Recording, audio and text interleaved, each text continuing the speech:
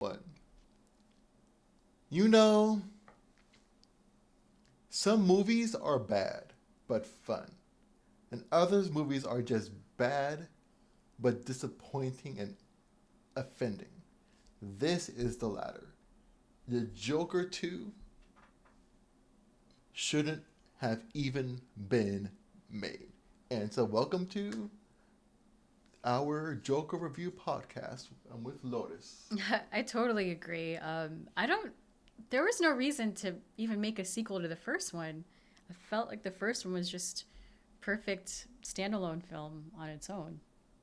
Yeah, that I agree because the first film, what the first film was, it was mental health, the movie. It was a very dark but honest critique of how the mental health system treats people with mental illness and how it completely fails society.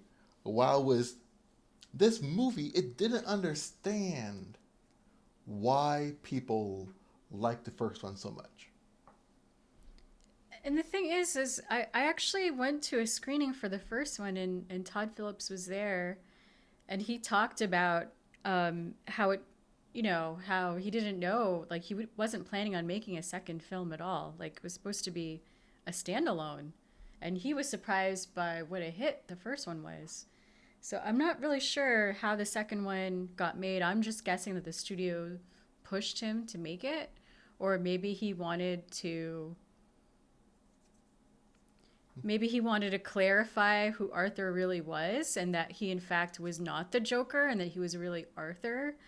Um, like I don't know about you, but for me, it's like I kind of was hoping that what the sequel would be was we would finally see the Joker, like Phoenix's Joker. We'd see Arthur become the clown prince of crime and fulfill that cycle of violence from the first one, and even maybe some hints of Batman, even though Batman was too young.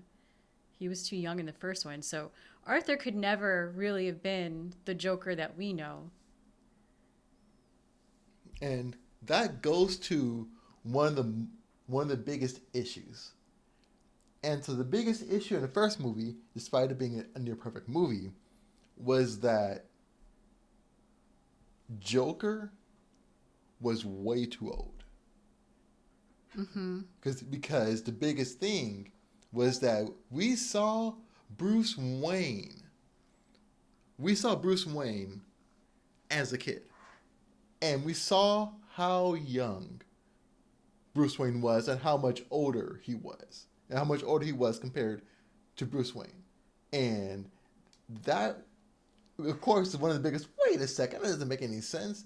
But then this movie overcorrected. All this movie did was, oh, people like Harley Quinn. And then it completely ignored her entire backstory. In fact, it pretty much did the reverse of how Joker and Harley Quinn became the couple they did. And it was a notoriously toxic relationship. Mm-hmm. And this movie could have delved into how toxic it was. The relationship was, but instead it was Arthur / the Joker being the one who was manipulated. I'm like, come on, you don't understand. That's what I don't. The original Joker Harlequin backstory, it's so amazing. It's such a good story, and then this one, it kind of flips the relationship around. Instead of her being the victim, he's kind of the victim in this relationship. And I want to say that I think that she leaves him because he's not the Joker that she wanted him to be or that we expected him to be. Arthur ends up being really weak. He's not this criminal mastermind that, we all know Joker's supposed to be. And I think that Harley she likes more dominant men that are a little bit more, should I say, abusive to her or treat her a certain way. And he wasn't it for her, And I think also that's why, and this is a spoiler for the end, I think that's why the new Joker stabs him at the end, because this is not the Joker. Arthur just became kind of an icon for what the Joker should be. And he started the movement, but he's not the main one to keep the movement going. Yeah, that's pretty. You got the idea down to a T, because there have been several comic book arcs that where it was clear that both of the movies were getting the biggest influence from. Because the most famous comic book arc that the first Joker movie pretty much replicated to a T was the Killing Joke. Down to the most famous scene being the Murray killing scene was a direct replication of one of the moments in the Killing Joke comic book series. And with this series, what it in fact did, now that I'm thinking about it more, which is even more offensive, is that they took what Joker did to Harley in the comic book series, and instead had that be what Harley did to Joker. Absolutely, they turned it on its heads. And that it showcases that they do not understand what makes the Joker such a loved villain. You love the Joker, yeah. And the first movie, it showed signs that the first one was so that good. here's this weak guy who simply wanted to be left alone. Like, he just wanted to be left alone and to be a literal clown. I was curious, though, watching the first one. I was curious, how is this weak, disturbed, lonely guy going to end up being this criminal mastermind that is the Joker? I was curious about that, but I guess I now know the answer to that. Guess what? He wasn't. Yeah, and Harley, like I just wish I saw more character development with Harley, like more of a backstory. You don't really care too much about her. We don't know enough about her in this movie. There's not much, you know. Yeah. And so there's a fan theory that's been going around.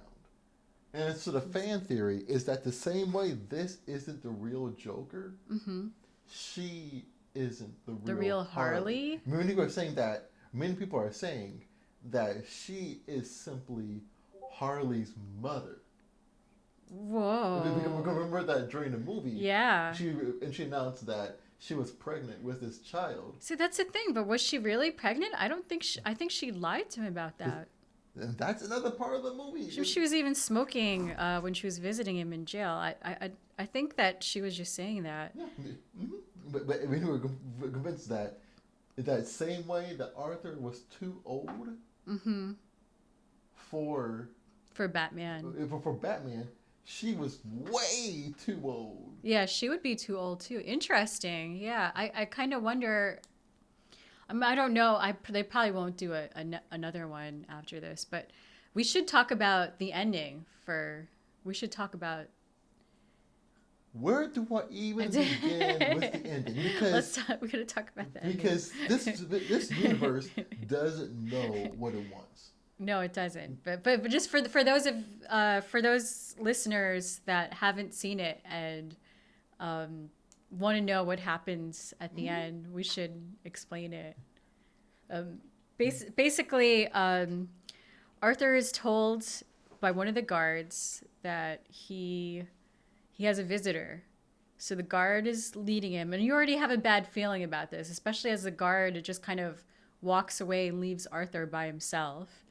And you see another psychotic inmate that we saw him in scenes before. He's always watching Arthur. He's always around. You see him go up to Arthur, and what does he say? He said, I forgot exactly what he said. Something like,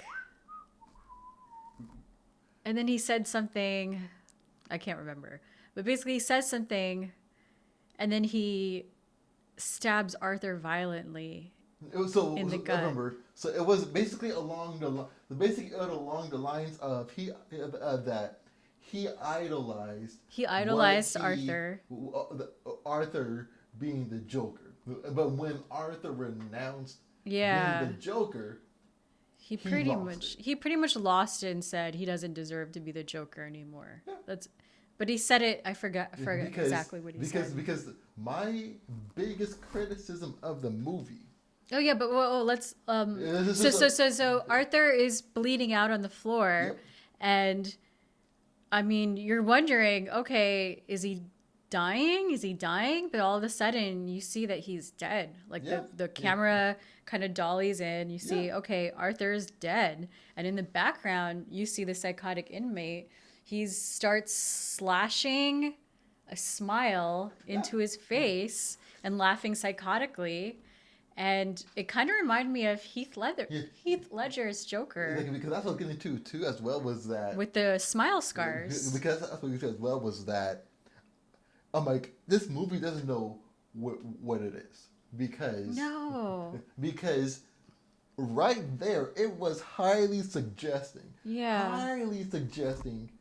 that the Joker that the guy who killed the Joker is Heath Ledger's Joker. That's what it was Heath saying. Ledger's Joker, the criminal mastermind, the psychotic. This is who we're gonna see that will maybe Yeah, fight Batman. and because the age difference between Heath Ledger's Joker and Batman makes sense. makes sense. Yeah, It makes sense. because the guy who killed Arthur Fleck, and I refuse to call him Joker now. Yeah, no, that's the thing.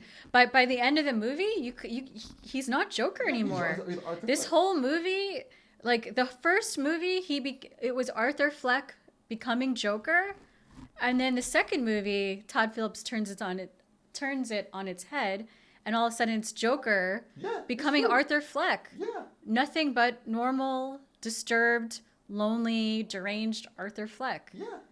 Yeah, And that's the part that I'm just like, why do there that? was no right? point in There's the no movie point made. in doing that. Like You you had, cut- because instead you could have done that with another Joker. a different Joker. He basically undid everything that we loved about the first movie. You know?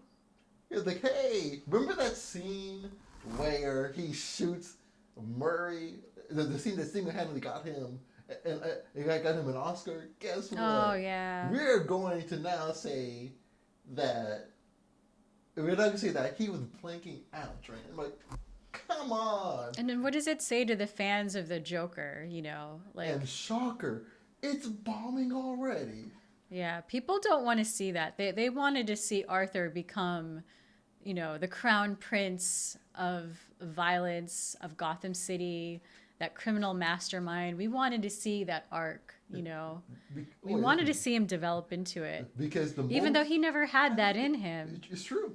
He never had it. It's true. You're right. And Arthur basically wanted to live a normal life, as normal as he could live, and I think he just yeah, didn't want to be you're right. disturbed by anybody. I think he didn't like all the fame from being the Joker. You could see he was uncomfortable with it during parts of the trial, and it actually was Harlequin that pushed him to be the Joker, like to fire his lawyer. It's true. And Because to- the worst part, because you know what the worst part about the whole thing was, and this was the worst part about the whole thing, and it was that the entire movie. Do you know what the entire movie was doing? The entire movie basically said that if Harley Quinn did not exist, Arthur Fleck would have been fine. He would have actually gotten out of the murder trial. That is true. That is true. Even Yeah. worse than that. Worse than that is that even when he was his own lawyer, there was a Yeah. moment where if he would have stuck to being the Joker, he also would have gotten off his murder charges. Like, he was literally this close. He was so close. Then, out of complete nowhere, he goes, I feel bad. Arthur, like I am not Joker. I am Arthur. And never because I'm like, last movie proved you had all kinds of orders where you just had no idea He had no idea. that it was fantasy. He had no No, idea. no. And I'm like, it was blatantly ignoring. Like the movie was blatantly ignoring the entire fact that the movie was basically the entire fact that hey, guess what? Like hey, guess what? Guess what? This guy is having. This guy was not able to have access to all of his good stuff. Remember, the entire plot of the movie was that the first movie, the entire plot was that the state was withdrawing funding from mental health institutions, and he was no longer able to get his medication. That's so true. Yeah, and that's the entire plot of the movie. And I don't know why in the world they decided that, hey, we're going to ignore that entire plot point. We are just going to go, hey, guess what? We are going to just go, bada bing. Hey, guess what? We're just going to ignore the entire major plot point of the first movie and just go crazy at it. And I'm just like, I don't understand what their entire goal is. What are they trying to do? What exactly is it? I don't know. There was such a focus on mental health in the first one and in the second one. But we still don't know about Arthur's past, like all the trauma that there's hints to it, all the sexual abuse when he was younger. There was hints to it, but we don't know for sure what happened. Because all that we know was that in the first movie, it glanced over. It glanced over. In the second movie, it glanced over his past. We just see what he's dealing with currently, and all the music scenes, the singing and dancing. It's kind of like the fantasy in his head of what Arthur wants his life to be, which is kind of sweet that he wants it to be that way, but that's true because it was too much song and dance in the movie for me. Like I could have understood one or two musical numbers like that, but I didn't like how it would be very serious moments and all of a sudden they would break out into song and dance. Yeah. That's exactly it. And it's like, hey, this is breaking out to random song and dances, and especially the worst offender of it was random musical numbers out of complete nowhere. I know. And the worst part was that every character that was not named Lady Gaga couldn't sing for the life of themselves. Like they kept singing something like Amazing Grace or whatever it was they were singing. They were trying, and that's so funny. It was bad. I'm like, Joaquin Phoenix can sing though. I was really surprised. He's got a really good singing voice. Yeah. I was really surprised. Because the worst part about the movie was that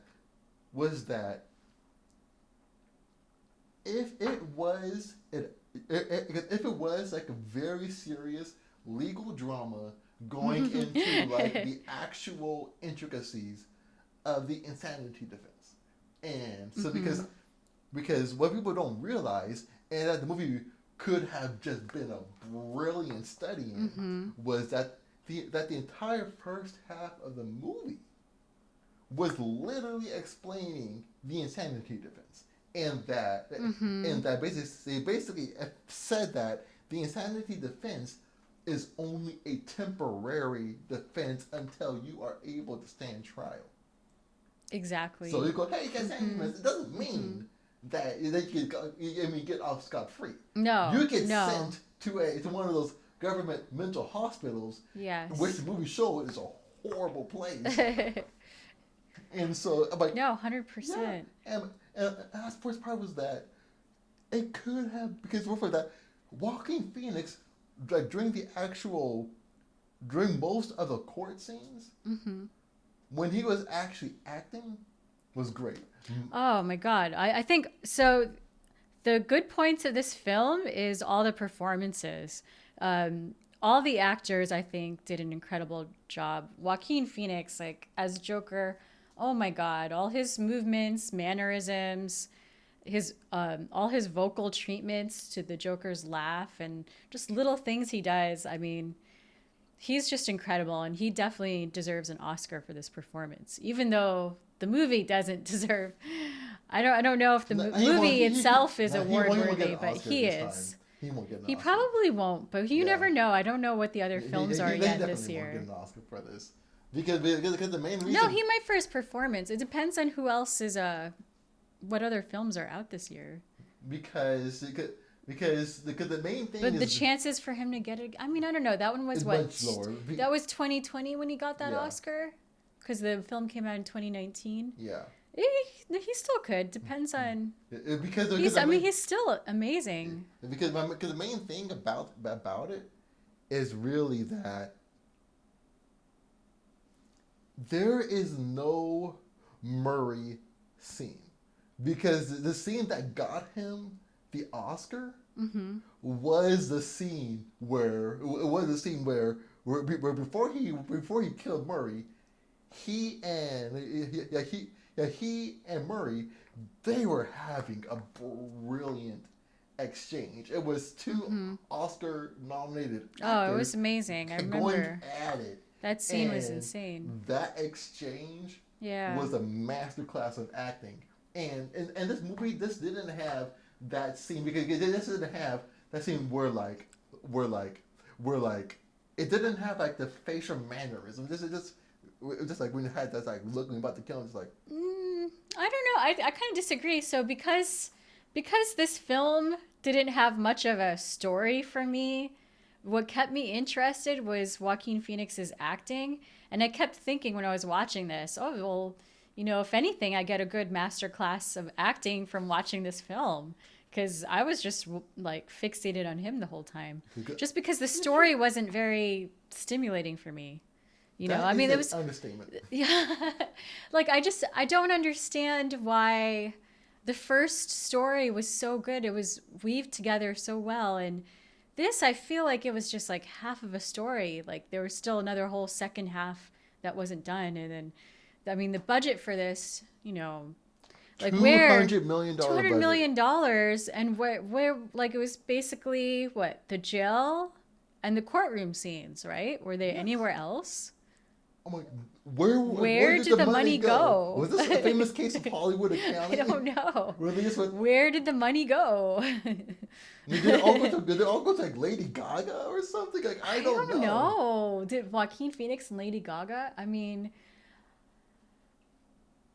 I know that they probably weren't sure if they'd even do a second one, because it all depend on Joaquin Phoenix being signed back on, and I actually wonder if he was done doing the Joker or not, and then that's why they killed him in this, like that he knew for sure that he didn't want to do a third one, because he goes through so much just to act in this role.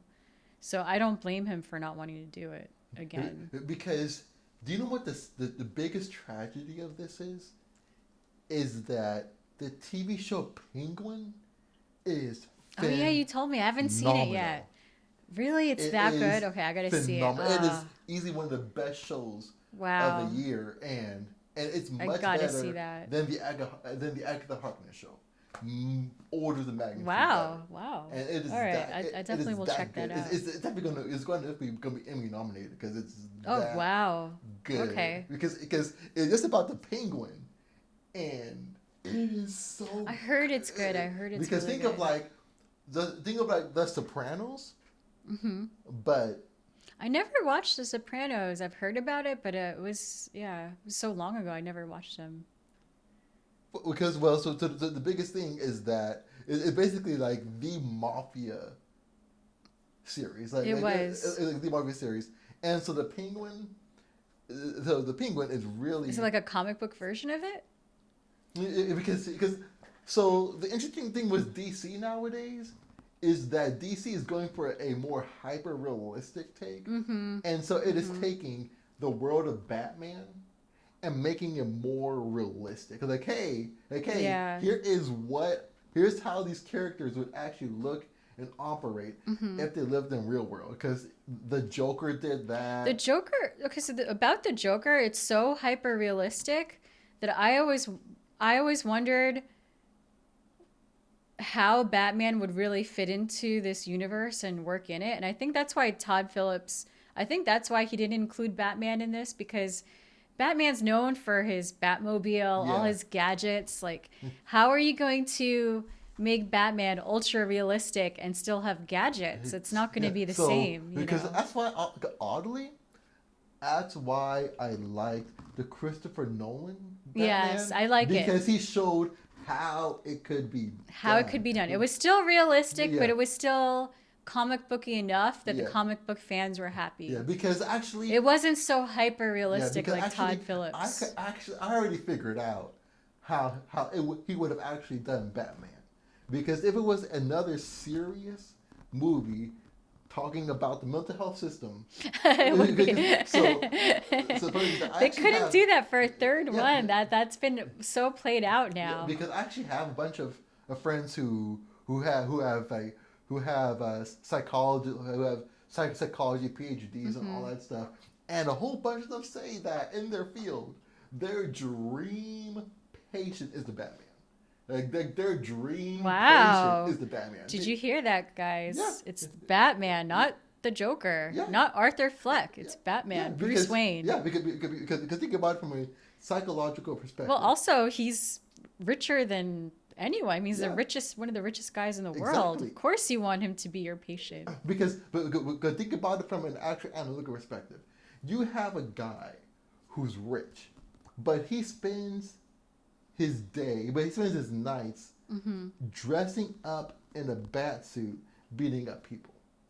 Oh no, yeah. And because think about the source of his trauma. His parents. Is witnessing his parents being shot. So you're talking about PTSD. You're talking PTSD. You're talking about all kinds of disorders. This is a dream. Batman's patient. like Bruce Wayne is a poster child of PTSD. Yeah. And which is kind of interesting that, I mean, the other Batman with Robert Pattinson as Batman, even though I didn't love the emo Bruce Wayne, I did like that they showed him like really suffering, like he should be. Yes. Yeah, I do love. By the way, Robert Pattinson's Batman is my favorite version of Batman. For reasons I won't get into in this podcast. Well, we're going to talk. Well, maybe we should do a whole Batman podcast. We're definitely going to. Yeah, he was by far my favorite. For me personally, his Batman when he was a Batman, not Bruce Wayne. He was my least favorite Bruce Wayne, but my favorite Batman. But it reminded me more of the comic book Batman of how I saw Batman. Because as Bruce Wayne, my favorite Batman is the guy who played him during the Christopher Nolan's one. What was his name? Christian Bale. Christian Bale. He's my favorite Bruce Wayne. My favorite Bruce Wayne is always going to be Michael Keaton. Because he was. I liked Michael Keaton. I put either him. But Christian Bale is a great one. I do like Christian Bale. That's actually. Maybe it's a toss-up between Michael Keaton and Christian Bale. Because the main reason why I like Christian Bale's depiction was because Christian Bale already did American Psycho. He already understood how to act as a psychotic billionaire. Good. Christian Bale was amazing in American Psycho. So here he is that he is basically playing as a billionaire who is expected to do dumb things like rent out an entire yacht or buy an entire restaurant because he's bored. Christian Bale's so good at playing a psychotic asshole. I wonder why. I've heard things, but I'm not going to say them. Yeah. It's okay. It's okay. We both know. Everyone has watched that famous video of Christian Bale yelling at someone on set. It's no secret. That's so funny. Back to Joker. Yes. But overall, the thing with the Joker. Yeah. It really is. Like, I get what Todd Phillips was trying to do with it. I like that he went the other way, not what we expected, and he made the Joker turn back into Arthur, Arthur. He made us see Arthur as a human. I like and understand that, but I just feel like it could have been executed much better with a much better storyline, a little bit more backstory, and Gaga, Harley fleshed out more. Also, we see Harvey Dent in the courtroom. There's nothing else about him except that we see him in the courtroom. That was it. That scene, bro. People are probably not gonna watch this movie. And it's like he doesn't become Two-Face there after the explosion. Well, we're not sure. Yeah, so all that we're not sure. We see his face partly, but we don't know. So you haven't seen the transition, and if he does become Two-Face there, it's kind of a little too early in the timeline too. Because the thing is that we're not sure though about it. Like is that the moment he becomes Two-Face? Because it's definitely early because Bruce Wayne's still a kid. Because the thing is that we know it's not the Robert Pattinson Joker, because the Robert Pattinson Joker was revealed in the deleted scene. Oh and it has all kind of weird stuff on his face and all kind of stuff. I'm gonna be very interested to see what the Joker will be like for that. And I do like that actor a lot. The actor that's gonna play the Joker, I like him a lot. So I'll be curious. And he's super young in that, so we'll see. What else? So what else would we want to? Because I think that the biggest thing to bring up is in the realm of the fact that the Joker is a prestige role. It's officially a prestige role. When half of the people within the past 15 years who have played Joker win Oscars, it's a prestige role. Oh, and you know what it is, and the change in Joker, where he went from the Joker from the 60s, 80s, 90s Batman changed significantly. I think it all changed with Heath Ledger's portrayal of the Joker. All of a sudden, he portrayed him as just completely psychotic, so unhinged, so much wilder, so much more intense than any Joker we've seen. Just completely off kilter, out of his mind, like absolutely psychotic. Completely psychotic. Love that because which I love, but that's what's changed the trajectory of like how Joker is portrayed in acting now. Because instead of being goofy Joker, it's a calculated. He's so psychopath. He's psychopathic. That's the perfect word. Psychopath. Completely psychopathic. That's what makes Joker such a character that just pretty much creates Oscars. Yeah. Is that there's so many ways to showcase how a psychopath actually so many ways functions. And so there is the unhinged psychopath, and then there is the unhinged psychopath like Heath Ledger, and then I refuse to. So I'm refused to ever watch the movie ever exists anymore. So I'm gonna say that the original that Joker one, I call it now the only Joker, is that the Joker was that it showcases the only thing that matters with an honest Joker play. And it is that Joker's entire backstory, even with the killing joke, is one simple phrase. One bad day. That's Todd Phillips' Joker. Yeah, one bad day. Yeah, because in the killing joke started a movement, started an icon that started the movement. All within 24 that hours. Put the city on fire. Yeah. It lit a fire.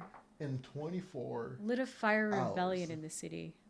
And it's interesting because if Heath Ledger never had that performance, would Todd Phillips' Joker ever have existed? Nope.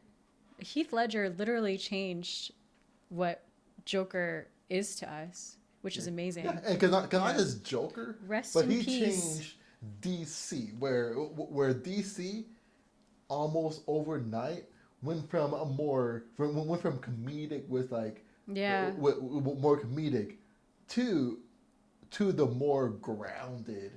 Oh, but that's definitely Christopher Nolan. Yeah, He definitely Christopher changed Nolan it. changed it Nolan to changed that, the more but grounded. Heath Ledger, what he did with the Joker was just Oh insane. yeah, It was groundbreaking. Like, absolutely. and it's so sad that we lost him. Oh yeah, Yeah, it's so sad. He still will always be the best Joker. oh yeah. But as we say, hopefully hopefully another Joker actor comes out who knocks it out the park. Who knows? Because Maybe. who knows? Because the I mean, DC Joaquin universe is Phoenix starting did to consider- amazing as Arthur Fleck as the Joker, but even the Joker in that is not the real Joker that we know. He's still not psychotic enough. Yeah, He's an empty, deranged, delusional man, but he's still not psychopathic enough to be that and Joker. the movie said what he is, a loser. A loser. He's this nobody. He's a Yeah. nobody that, you know. But that's what everybody in Gotham loved about him. That's what, you know, they could relate to, was that he was a nobody. And he wouldn't put up with the higher powers that tried to shove him down. Mm-hmm. He didn't put up with it. And people idolized him for that. Yeah. But obviously he didn't. Obviously he didn't motivate Todd Phillips or Warner Brothers to make a better movie. I'm so curious. Like, I bet you anything the studios wanted the second one, and studios are probably going to want a third one, and hopefully Todd Phillips will be like, no. Well, with this one bombing, it probably Yeah. won't happen. But on that note, hopefully DC will do better. I have high hopes I have high hopes because I think next year, year after next, the new DC universe is starting back up. I think. Let's see. I don't know. I don't, you know, I've been burned so many times by DC that I don't have high hopes anymore. I'm just going to see if it is ends up being really amazing or good. I'll be surprised. Hopefully Zack Snyder is involved somehow. I would love to see that. Unpopular opinion right now, so. I mean, depending on what he does with it. Because I would let the Because new guy cook. I know I have mixed feelings on Snyder's Batman. I have mixed feelings on that. So we shall see what happens next. Yes. So, as I like to say, but in this case, keep looking up for the Batman signal.